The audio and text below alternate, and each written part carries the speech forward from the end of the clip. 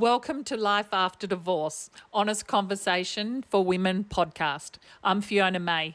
This podcast is for women navigating separation, divorce, or the rebuilding that comes after, especially if you're feeling uncertain, emotionally tied, or questioning who you are now. Divorce changes more than a relationship.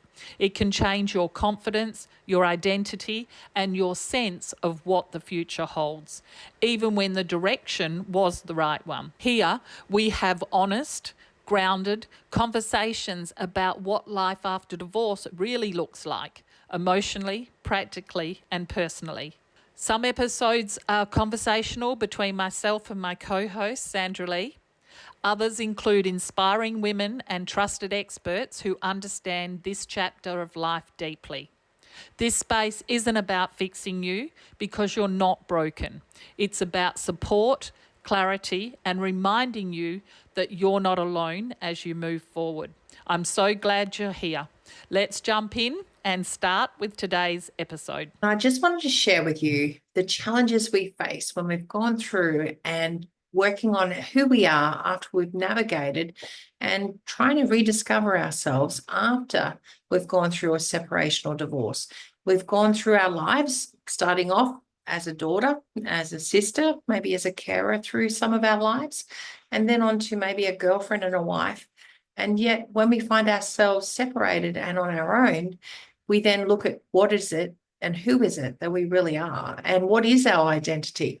What do we love doing? What do we want to do? What do we choose to do? And all of that can be pretty scary because it's a massive landscape out there that we've never navigated on our own or even thought about it because we've just gone along trying to be that perfect mother or partner. And that's created an identity instantly for us. So rediscovering yourself and embracing life beyond divorce. Divorce isn't the end of the journey. It's the beginning of a powerful new chapter. And many chapters ahead, ladies. We're halfway through our life. Our lifespan, if we live to 120, and many of us are thinking we might do, this is all about new medicines coming through and 3D hearts and the ability to be able to think beyond anything we've ever thought as a restriction in the past. Ladies, you've got a lot ahead of you, a lot of chapters and books to go. So what are you going to put in it? What are you going to want to write? And what do you want to create and live ahead that's going to excite you to get out of bed and to not just be maybe a grandmother or maybe even a future wife or partner, but it's somebody that's you. This is your chance to have a clean slate. So let's explore how this transition can be your greatest catalyst for transformation, how it can be something that defines you going forward in a way that it's never defined you in the past. In the past, I feel situations quite often have defined us, and maybe even other people define us as well.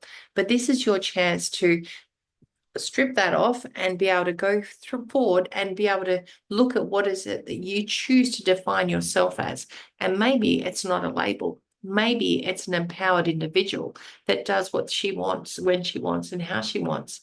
Maybe part of that is being a grandmother, or is still being a mother, or is still being maybe a future partner. But this is your choice now of how much you give of yourself and how you give as well. So you're not just surviving, you're preparing to thrive in ways you've never imagined possible. And we're going to explore what this even looks like going forward. Strengths we've gained through separation and divorce. We didn't know how resilient we were, did we, ladies, when we've had to go through and not just create and craft separation and all the finance side of it, the settlement, maybe moving, finding new friends, possibly navigating the communications around with our ex and to where it is now and what we want it to be even in the future with our kids, helping them and supporting them through it. Right. This has taught us resilience. It's taught us who our friends are. It's taught us who we are. And it gives us confidence, if we choose it to, in our ability to bounce back and how we can come back, and our incredible inner strength that some of us had never even really tested or knew was there, or did know, but just didn't know whether they would have enough of it. So the independence that comes with that as well, making decisions on your terms, maybe not the first time, but maybe for a long time. And your life skills have expanded tremendously through all of this.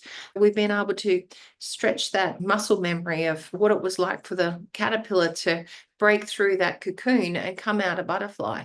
And this is our opportunity to be able to know that we can get through that. And that butterfly, the wings are there, the colors for us to create, and where it goes and lands is absolutely our choice. Self-discovery, you're reconnecting with who you truly are, and your authentic identity is emerging. For us, the ability to make it whatever we want. And sometimes we're not even sure what it is we want at this point. Are we thinking we want to get involved in the community, or we want to be able to find new girlfriends, or we want to maybe find a new relationship down the track, or we want to move house or move location, move towns? These are all things that we now have in front of us as choices. And if we look at them as things that we can be empowered by and we can actually get excited about, then these whole mentality around it being something that's stressful can turn something that's been disempowering us into something that empowers our life ahead.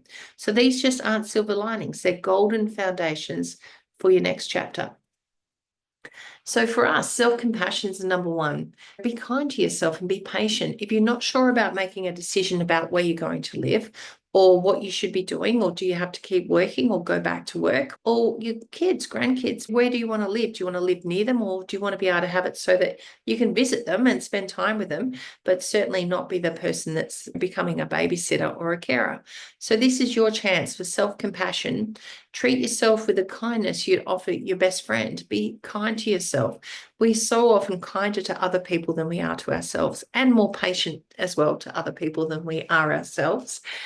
That healing rituals is a big part of making sure that we do small daily practices and we build emotional strength and inner peace. It's not just building the emotional strength, it's keeping the emotional strength, because it can ebb and flow when situations come up that throw us, and it helps us get back on track, helps us get back into our swim lane.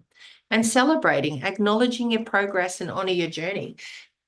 These small wins that we have along the way, just stop and just self-acknowledge yourself for all the things you are achieving, because they're the things that keep us going. They're the things that keep us motivated. And also, it's nice to be able to just go, you know what? I can do this, and I can do it on my own, and I'm doing a darn good job as well.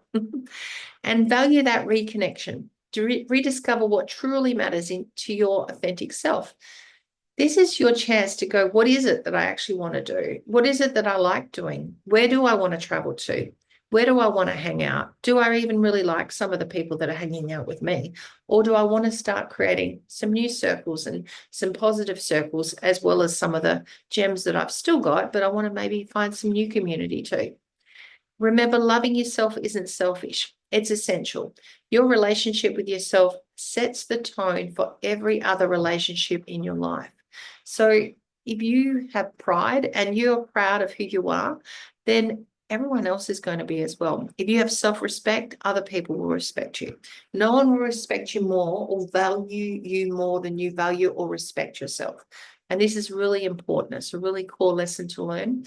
And it just doesn't happen overnight. We just don't go, well, we've gone from no self-respect to 100% self-respect. They're little things we do every day, little affirmations that we say in the morning, little daily rituals that make a massive difference. And those 1%ers do build up to 100%. Creating a personal vision. What do you actually want to do? And what is it that actually excites you? And if you can't think what that is, take some space and time to be able to do it. Authentic living. Align every choice with your true self. One of the things I did was work out what my values were. And I wrote a list of values. I wrote a list of 10 things, and it was family, my friends, fun. I loved having fun. And there were quite a few F words in there, good F words. So they're family, fun, friends. And for me, being able to go out there, and for you, it could be, mine was planning future, having travel. It was about my values around, my core values was around being integral and honest, and doing things that was kind, and doing things that I could be a role model mum. So what is it that you're creating that you want to have as a core, your pillars of things that guide you into what's right every day. That's where it's a good place to start. And it might be your faith. It could be your purpose. It could be the community. It could be something that you want to give back, a contribution. For me, purposeful goals was for me, I actually set up a business called Purposeful Life. And it was around how I could create not just having an impact in what I did every day, but how I could set up a business that would be a legacy to be able to give back. And that's a big part of why I got involved with Women on Transition with Fiona May, was so that I could contribute and give back in a way that made a massive difference every day. And we see the girls' stories coming through, and we talk to them on a regular basis, and we hear how they've shifted and changed and grown and come from feeling there's no future to feeling that everything's ahead of them. And that's super exciting. So what is it that you're doing that's creating meaningful career and personal milestones that do excite you? And a big part of doing that is gratitude for what you do have and looking at how you can contribute and give back as well to others. Creative expression, rediscover passions that light your soul, that super excite you and get you up. They do juice you up and get you excited and get you going, and making sure that you feel super motivated as well. So this isn't just about rushing to the next relationship. It's about creating a life so full and beautiful that someone would be privileged to join it if you so chose for them to. Your best days aren't behind you, ladies. They're absolutely 100% unfolding in front of you today. So your path. These are some options to be able to connect in with us at Women on Transition. You can check out our website. We've got lots of free stuff. We've got a great connected women's community. We've also got events coming in most capital cities, and I would love to meet you. I'd love to give you a hug and be able to share your story and know that growth is coming, that when I see you after you've gone through your own healing and growing, how much potential and how much faith you've got in your life ahead. So thank you for spending time with us today.